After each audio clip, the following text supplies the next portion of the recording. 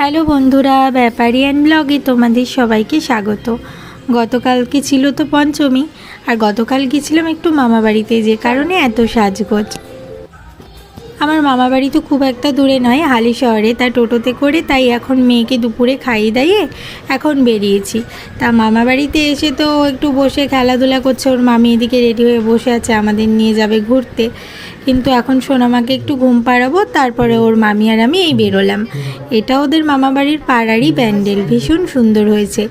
দীঘার জগন্নাথ মন্দিরের থিমটা এখানে তুলে ধরা হয়েছে, সত্যি খুব সুন্দর করেছে।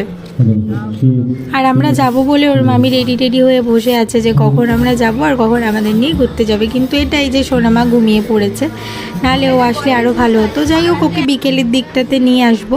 এখন বরঞ্চ ফাঁকায় ফাঁকায় ওর মামি আর আমি একটু ঘুরে যাই এবং ভিডিওটা করে নিই। ভেতরের কারুকার্যও কিন্তু ভীষণ সুন্দর করেছে। যেহেতু আমরা দুপুর নাগাদ এসেছি ঠাকুর দেখতে, তাই জন্য ভিড়টা একটু কম, কিন্তু সন্ধ্যের পরে প্রচুর ভিড় হয়। যাক, ফাঁকায় ফাঁকায় মায়ের দর্শন তো করতে পেরেছি। সত্যি প্যান্ডেলের কারুকার্যটা ভীষণই সুন্দর হয়েছে। এরপরে আরও একটা প্যান্ডেলে যাব ঘুরতে।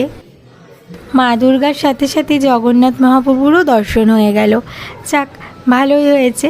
এরপর আবার অন্য একটা প্যান্ডেলে যাব।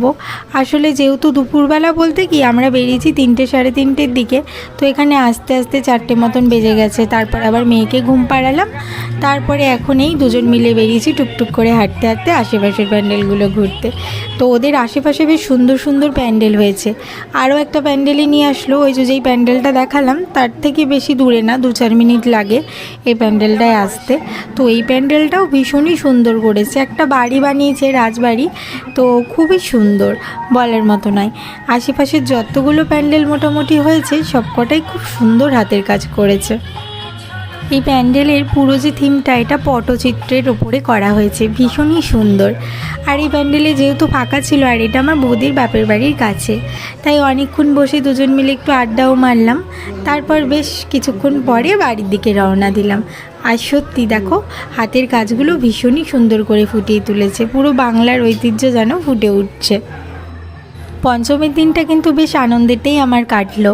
তবে এখনই এসে সোনামা ঘুম থেকে উঠে গেছে, তাই ওকে আর একবার এই মন্দিরের ভেতর একটু ঘোরাতে নিয়ে আসলাম। আর ও তো এই মন্দিরে এসে চারিদিকটা একেবারে আলো ঝলমলে, আর এত লোকজন দেখে আনন্দে খুব আত্মহারা, তা বলার মতো নয়। ওর দিদিমা আর ওকে নিয়ে আসলাম, কারণ এই পাড়ার প্যান্ডেলটা ওরা দেখেনি, তখন ঘুমাচ্ছিল। তা ঘুম থেকে ওঠার পর দুজনকে আবার নিয়ে আসলাম। এখন যাব বাড়ির দিকে। তো বন্ধুরা, তোমরা কিন্তু পুজো সবাই খুব ভালো কাটিও।